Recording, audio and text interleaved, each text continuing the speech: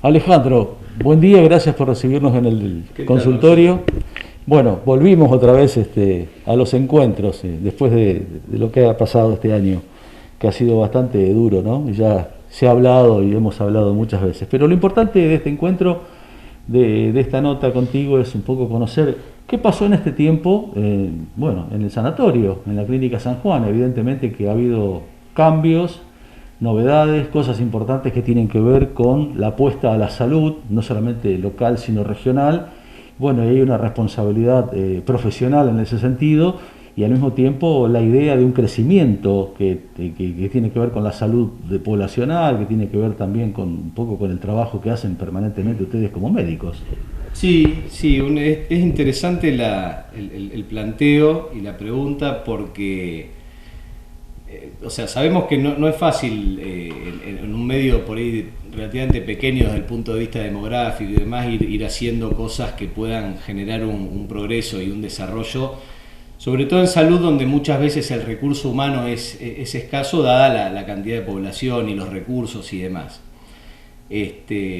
Nosotros nos encontramos hace un par de años ante una encrucijada, dado que había un gran recambio generacional en la clínica, de médicos, de enfermeros y de administrativos, en definitiva, que nos ponía frente a un horizonte medio difícil de avisorar por el hecho de que un poco el tiempo hace a las personas más difíciles de reemplazar.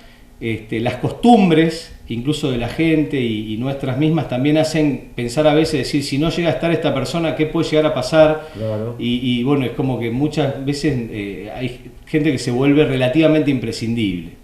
Justamente ese tipo de gente es la que siempre me dijo, a mí, hablando del doctor Brasil, el doctor Ibarra, el doctor Juárez, mira, ninguno es imprescindible. Y uno se pone a pensar y es interesante el concepto porque si bien muchos han dejado una marca imborrable y han marcado una tendencia y han marcado una forma y yo creo que han, sobre todo ellos tres, han revolucionado un poco el tema de salud. Uno se encuentra hoy frente a un desafío de renovación. Y esto es un poco lo que ha sucedido.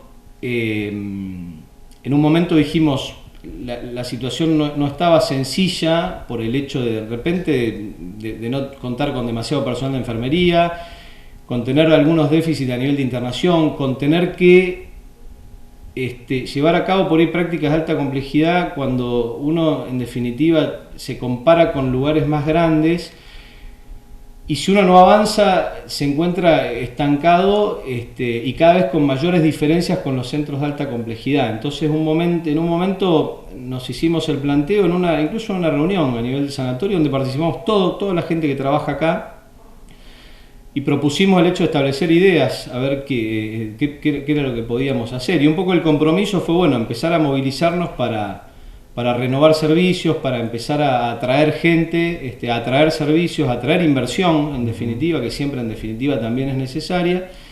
Y hemos logrado, creo, hasta ahora, cosa que fue muy difícil de charlar y de informar este año, dado la situación de emergencia por la que hubo que pasar, que realmente complicó un montón todo. Pero de golpe, esos lugares tan difíciles de reemplazar, de esos monstruos de los cuales uno ha hecho referencia, bueno, con gente nueva, con gente joven, con gente con buena formación, y como te decía antes, con inversión y un poco de apuesta al futuro, se han ido ocupando esos espacios y creo que hoy estamos con un servicio bien completo para obviamente la calidad prestacional que se puede prestar, valga la redundancia, acá en una localidad chica y en una zona en definitiva con sus limitaciones, ¿no? Seguro. La primera referencia que haces tiene que ver con lo humano, con ese recambio generacional, pero también esa apuesta va acompañada por la tecnología, que muchas veces es lejana a nuestra mirada, a nuestras comunidades, pero que se ha logrado en algunos lugares hace bastante tiempo y bueno, acá había que dar un paso tal vez fundamental o importante, había que tomar una decisión con respecto a la tecnología, a todo aquello que significa el diagnóstico, la posibilidad de acercar al paciente con temas puntuales que tienen que ver con muchas patologías y en eso también viene la apuesta fuerte de parte de ustedes en ese sentido. Sí, sí, indudablemente acá, o sea, del lado nuestro, bueno, se incorporó un segundo ecógrafo con Doppler al que teníamos, en definitiva, lo que hace que hoy haya 2 ecógrafos funcionando permanentemente. Se sumó la doctora Andrea Redolfi, que es especialista en diagnóstico por imágenes y lo que nos ha permitido, en definitiva, contar con la posibilidad de hacer ecografías, con lo importante que genera, o sea, la importancia que genera eso en situaciones sobre todo de urgencia y de internación. Exacto. Cosa con lo que contamos hoy por hoy todos los días. Conseguimos formar un servicio de traumatología con los traumatólogos de Corral de Bustos, que incluso hace una guardia activa en el sanatorio, no activa, perdón, pero hace una guardia pasiva también las 24 horas, los 365 días del año. El servicio de cirugía con el doctor Diprey Smith, Carlos Smith, que está en Arias, que también han ocupado ese espacio. La ida de Oscar, que fue muy dura en su momento, y que bueno, Marcela Cafarato, su nuera, se convencieron de venirse a chanear y está haciendo el consultorio de pediatría, tan importante sobre todo por el hecho de ser una pediatra residente en la localidad. Bueno, la cardiología, la clínica médica que ya teníamos, la ginecología y la obstetricia, y ahora sumado, bueno, el tema del diagnóstico por imágenes, como vos decías, en los cuales se agrega la digitalización del servicio de radiología, con todo un sistema incluso computarizado interno en el sanatorio, donde nosotros podemos, hasta incluso desde afuera y por nuestros dispositivos, ver las cosas que se van haciendo, la mamografía digital, que era algo que en definitiva no había, y la tomografía computada, que en definitiva también nos genera una gran satisfacción, dado que incluso yo mismo en alguna oportunidad me han comentado, me han preguntado, y sinceramente yo era muy pesimista respecto de la adquisición de tipos de estudio de esas características, no solo por la complejidad de la aparatología, sino por el tema del servicio. O sea, a veces los aparatos solos no pueden hacer las cosas, uno necesita de servicios. Y lo importante es poder contar con todo ese entramado que empieza desde la puerta del que el paciente entra hasta que se va, en definitiva. Y hay un entramado bastante complejo de muchos actores que tienen que interactuar para que el servicio en definitiva pueda ser beneficioso, obviamente, ¿no? Seguro. Bueno, había un punto de inflexión que había que superar seguramente en esto que comentábamos, tanto lo humano como lo tecnológico, que permitiera la continuidad de un servicio con mejores características, con, ¿no es cierto?, mejor atención, bueno, con todo lo que vos me estás planteando hoy como parte de la profesionalidad del ejercicio de la medicina. Sí, sí, tal cual. Y después una de las cosas que el otro día planteábamos, porque en eso la idea, o sea, nosotros siempre apostamos al hecho de crecer tratando de incorporar. Y el sanatorio siempre ha estado abierto a la incorporación, y porque a veces uno como son empresas privadas y demás, a veces se considera que bueno que pertenecen a alguna persona y que ese grupo de personas en definitiva maneja las cosas de manera cerrada. Nosotros siempre, una de las ideas fue siempre incluso la tercerización de los servicios, y eso creemos que es algo que es provechoso porque cada uno puede en definitiva montar su propio servicio, invertir en él y mantenerlo actualizado, porque como acá uno tiene o sea, acá hacemos todos de todo en definitiva, y el tiempo se termina consumiendo por un montón de factores. Y un día charlábamos, por ejemplo, con gente que trabaja en el quirófano y decimos, bueno, uno es clínico en definitiva y ejerce la parte clínica y puede conocer, incluso yo en la cardiología, bueno, qué es lo que se necesita para que las cosas estén en orden. Ahora, yo no soy el que puede definir en definitiva qué tipo de pinza o qué tipo de hilo, qué tipo de luz va en el quirófano, por eso lo decide el médico que opera. Y lo mismo pasa con el diagnóstico por imágenes y demás. O sea, a veces se nos pueden escapar a nosotros cosas que de repente, si una persona asume el protagonismo en un servicio, puede desde su lugar, obviamente, tener una visión muchísimo más especializada de la situación. Bien, todo esto que estamos charlando ya está en marcha, ya está en pleno trabajo, ¿verdad? Sí, está todo funcionando. Realmente uno a veces no puede creer a lo que se ha llegado.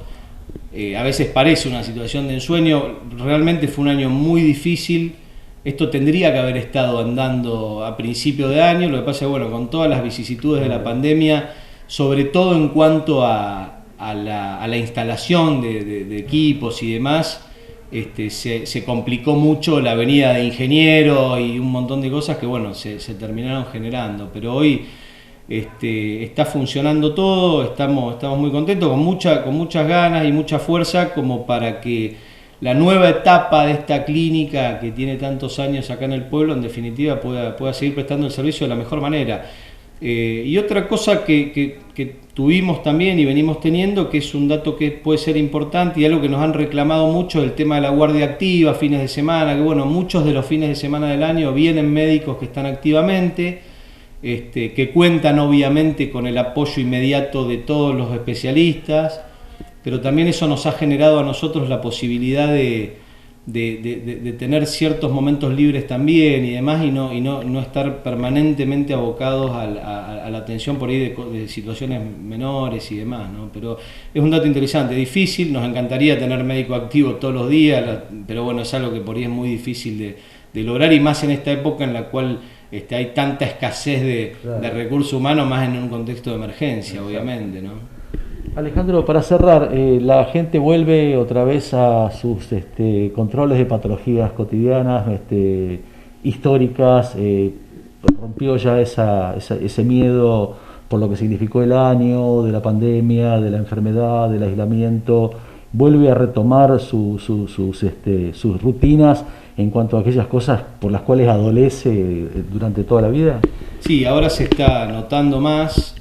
Nosotros tuvimos una etapa de marzo y abril de una quietud importante, que fue cuando la famosa cuarentena tan estricta que se hizo al principio.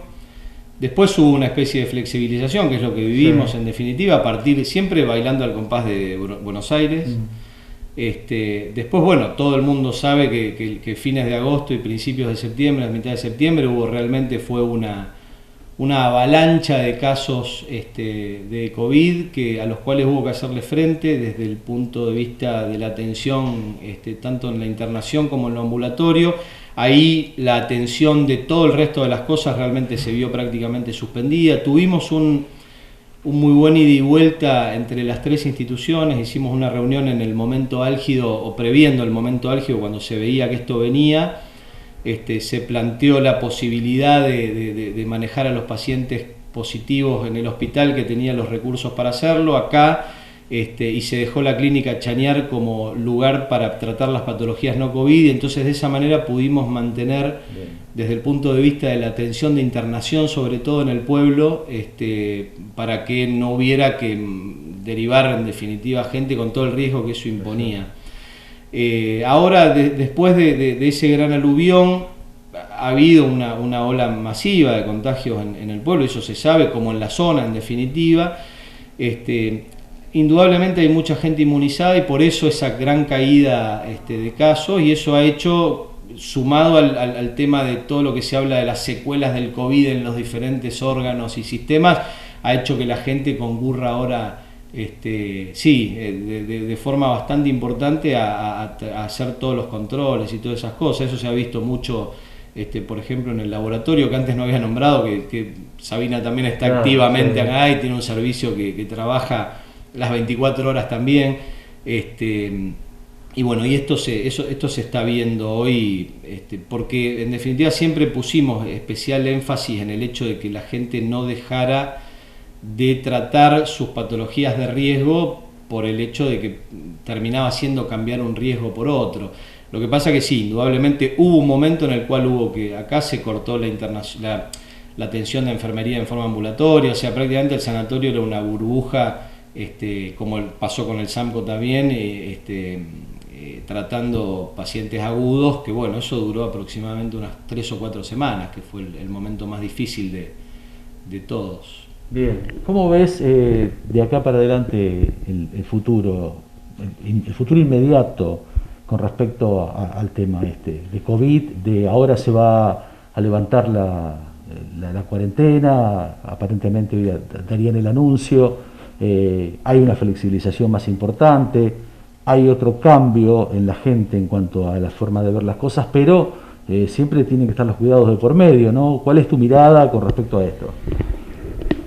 Mira, o sea, hay diferentes formas, en definitiva, de verlo, y uno mismo cambia o sea, como observador de la situación, cambia porque uno también participa de esta Exacto. situación, por supuesto. Protagonista. Exactamente, o sea, como miembro de la sociedad mundial, en definitiva, y como prestadores de salud. A veces uno puede opinar en base al deseo. Si vos me preguntás a mí, sinceramente yo creo que a mí me da la sensación de que lo peor ya pasó. Obviamente hay un montón de posibilidades, excede a los pronósticos, ha habido mucho tratamiento aparte a nivel mediático y cultural, se ha dado un fenómeno inédito en la historia de la humanidad, que es el confinamiento mundial masivo. No sabemos, o sea, sabemos que eso puede tener beneficios en algunos aspectos y ser muy perjudicial en otros. Si la pandemia viral a la cual hemos padecido cumple con los requisitos lógicos de una pandemia viral, esto a nivel zonal, a mi criterio, debería haber pasado. Puede que me equivoque, y sí, puede que me equivoque. Ahora, la flexibilización que se está dando, que por ahí mucha gente no entiende, porque de repente sí, cuando no había casos nos encerraron y ahora que hay, en realidad hay que saber que lamentablemente y tristemente una pandemia es una catástrofe sanitaria, que en realidad todas las medidas que se instauraron nunca fueron en ningún lugar del mundo para evitar los contagios, o sea, sí para evitar los contagios de una forma masiva, pero nunca pensando en que no muriera gente. Ese es un dato que lo hemos dicho muchas veces, y lo ha explicado el presidente, y lo ha explicado el ministro de Salud, y lo han explicado en todo el mundo. Porque en un momento creo que se malentendió la situación, en un momento se pensó que no tenía que haber casos y que no iba a haber casos, y eso lo previmos en su momento y lo charlábamos habitualmente, decíamos, casos va a haber porque es inevitable, porque si no, no pasaría en todos los lugares del mundo en definitiva. La definición de pandemia es que el 50-60% de la población mundial se contagie de una enfermedad, y este año se está dando una situación diferente a nivel mundial dado el confinamiento. Entonces, aclaro que son todas opiniones, por supuesto, pero hoy se habla de rebrote en Europa cuando más que no es rebrote por reinfección hasta ahora, sino rebrote por infección de los pacientes, de las personas que se confinaron y no se contagiaron. Si en una pandemia se tiene que contagiar el 50-60% de la población y se contagia el 10%, bueno, indudablemente al truncar esa curva normal, el virus de alguna forma se va a acomodar como para recrudecer la situación. Pero bueno, viste, Marcelo, es difícil hablar del tema porque es un tema muy sensible, porque cuando se habla de personas fallecidas estamos hablando de gente, porque estamos hablando de seres queridos, porque estamos hablando de personas que tienen familia.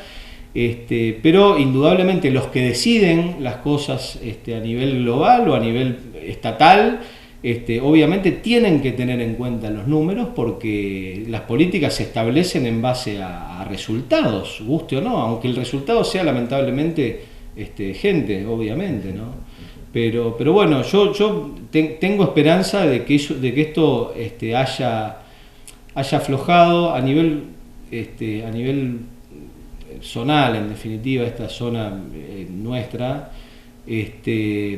dado que al haber habido una gran cantidad de contagios, en definitiva, esa famosa inmunidad comunitaria yo creo que se puede llegar a generar acá.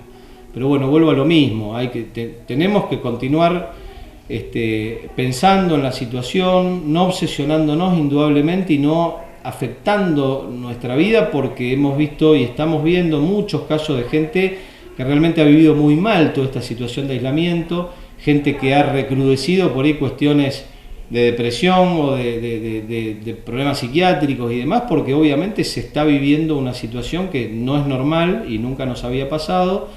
Y un poco la idea nuestra siempre fue tratar de quitar un poco de tremendismo a la situación, porque creemos que no sirve meter más miedo y que se viva aún peor, ¿no? Exacto. Alejandro, te agradezco mucho el tiempo. Bueno, nos vemos.